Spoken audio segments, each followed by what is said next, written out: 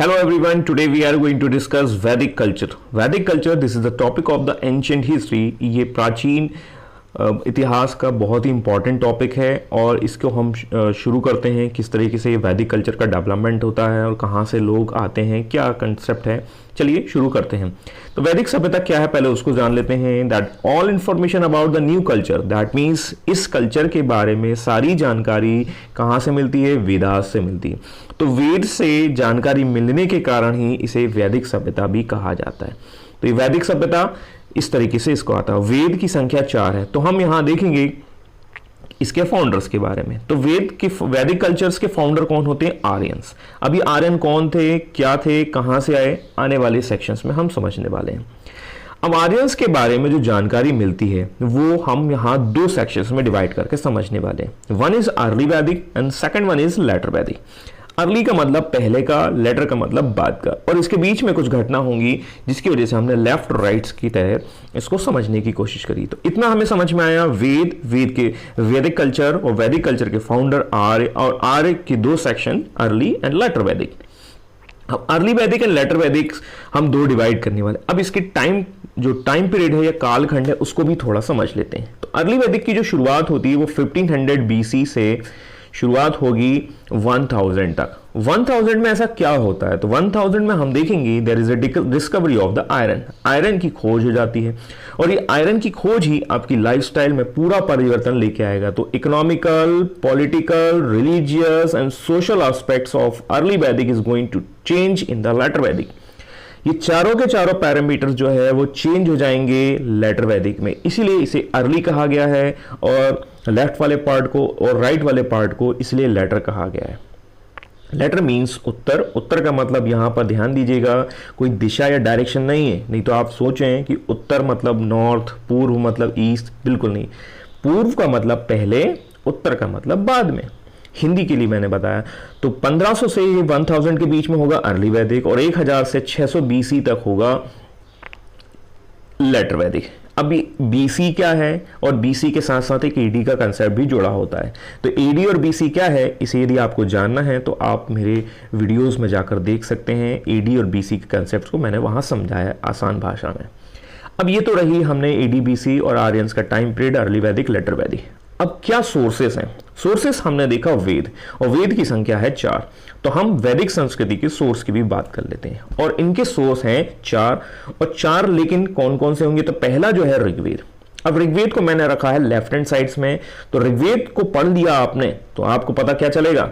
Early वैदिक के बारे में। या अर्ली वैदिक जानना है तो आपको क्या पढ़ना होगा? ऋग्वेद, और ऋग्वेद से ही आपको अर्ली वैदिक के बारे में सारी जानकारी मिल जाएगी।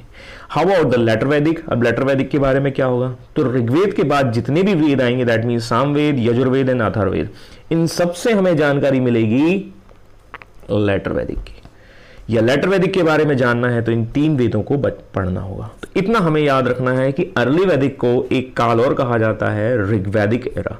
तो ऋग्वैदिक एरा मतलब अर्ली वैदिक। तो ये कंसेप्ट हमारा यहां समझ में आ गया, सोर्स हो गए। अब हम बात करते हैं कि आर्यंस कौन थे। जैसा मैंने आपको बताया आर्यंस कौन थे, क्या थे, कहां से आए, उनके बारे में भी हमें जानना है। तो अब वो समय आ गया है। Who were the Aryans? Aryans कौन थे? आर्यंस सबसे पहले तो हम देखेंगे द फाउंडर ऑफ द वैदिक कल्चर। ये वैदिक कल्चर के फाउंडर हुआ करते थे। लेकिन जो आर्य शब्द यूज किया जाता है वो क्या है? तो आर्य शब्द का मतलब होता है हाई बर्थ, या उच्च वर्ण का, या उच्च कुलीन वर्ग का, या higher status of the society. Society का उच्च वर्ण या सोसाइटी में ऊपर क्रम में रहता है, उसको कहा जाता है।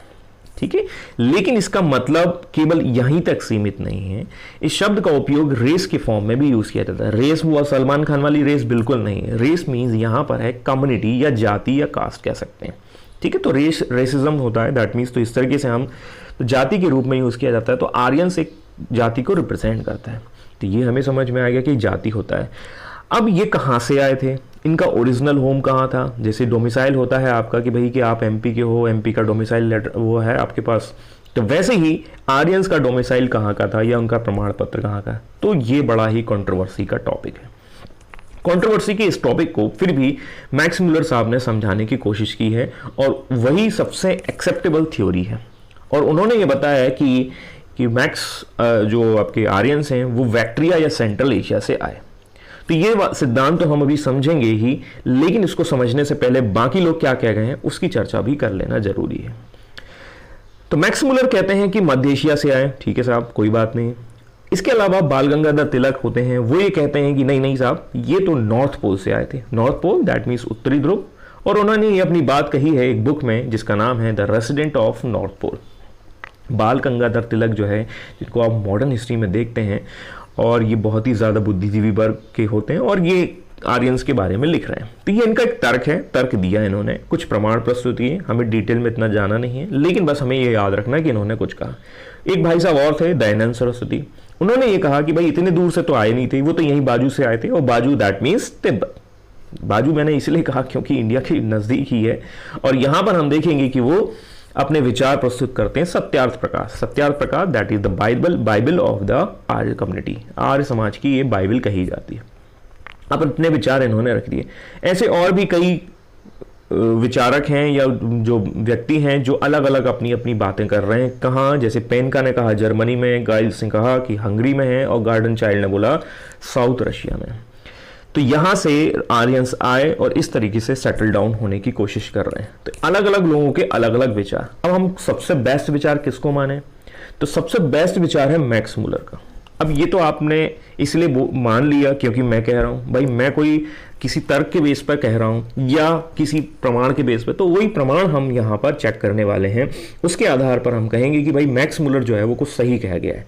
तो चलिए शुरू करते हैं मैक्स मुलर के सिद्धांत को समझने की बात कि वो क्या क्यों कह गए। मैक्स मुलर ने यह बताया कि वो आर्यंस जो है वो मध्य एशिया या बैक्ट्रिया के सेक्शन से आए। अभी हम इसे मैप में भी समझ लेंगे। मैक्स मुलर ने कुछ एग्जाम्पल लिए, और एग्जाम्पल मैंने यहां इस तरीके से रखे हैं। कुछ शब्द हैं दैट मीन्स माँ और पिता, और इसको समझाने के लिए इससे बेहतर एग्जाम्पल नहीं मिला, माता और पिता। ये दो शब्द, ये दो व्यक्ति ऐसे हैं जो गॉड की तरह हैं, दैट मीन्स गॉड ही कहें तो ज़्यादा बेहतर रहेगा, और इन दो शब्दों में ही पूरी दुनिया समाई है। वो बात अलग है कि हम मूर्ति पूजा के पीछे इधर उधर भागते रहते हैं, चलिए हम इनकी बात नहीं करनी, लेकिन हम इन दो शब्द पर ही सीमित रखते हैं। माता, अब देखिए हिंदी, अंग्रेजी, लैटिन, प्राचीन यूनानी और आधुनिक जर्मन भाषा में इन शब्द को अलग अलग वर्ड से कहा जा रहा है। जैसे संस्कृत में मात्र, हिंदी में माँ, लैटिन में मातेर, मैतेर, मुटर एंड मदर। अब आप देख रहे हैं कि इन सारे के सारे शब्द में कुछ ना कुछ सिमिलरिटीज हैं, कुछ ना कुछ सिमिलरिटीज है। दैट मीन्स कि माँ, मात्र, मदर, थोड़ा बहुत सिमिलरिटीज आपको दिखाई दे रहे। यही चीज मैक्स मुलर को खटकी, और उन्होंने ये जानने की कोशिश की कि ये सारे के सारे शब्द जो है कहीं ना कहीं सिमिलरिटीज तो रखते ही हैं, और इसी बेस पर उन्होंने बताया कि ये सारे के सारे लोग जो ये बोल रहे हैं अलग अलग भाषा आज, ये पहले कहीं ना कहीं एक जगह रहा करते होंगे। एक जगह कहाँ रहा करते होंगे? अब ये है सेंट्रल एशिया।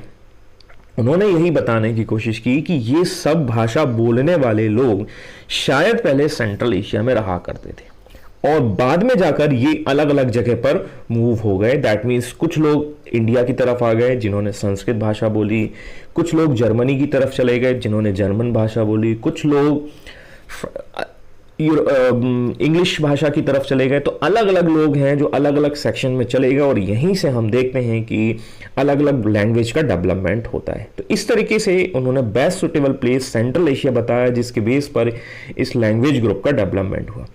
जी हाँ, लैंग्वेज ग्रुप। अब ये लैंग्वेज ग्रुप कौन सी है? Indo European language group.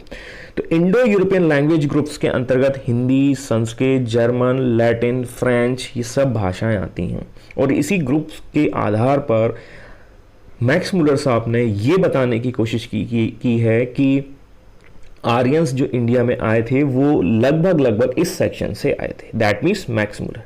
अब ये थ्योरी अभी तक एक्सेप्टेबल है, ये मानी जाती है। यदि कोई और थ्योरी आ जाती है तो शायद उसको मान लिया जाएगा विथ प्रूफ। शायद आप में से कोई एक क्रांतिकारी हो और वो ये पता लगाने चला जाए, तो शायद आपका नाम इस बार अगली बुक्स में आ जाएगा, प्रिंट होगा। लेकिन फिलहाल हमें मैक्स मुलर की पूजा करनी होगी और उन्हीं की थ्योरी को समझना होगा कि भाई यहाँ से वो आए थे। ये चीज़ तो हमें समझ में आएगी। अब ये लैंग्वेज ग्रुप बोलने वाले, that means Hindi, Sanskrit, Latin, ये मैंने बताया कि ये ग्रुप में बहुत सारी भाषाएं आती हैं और ये सब बेसी इसके अंतर्गत रखी जाती हैं। तो इस तरीके से हमने समझा कि वो लोग कहाँ से आए थे। ये चीज़ तो क्लियर हो चुकी है।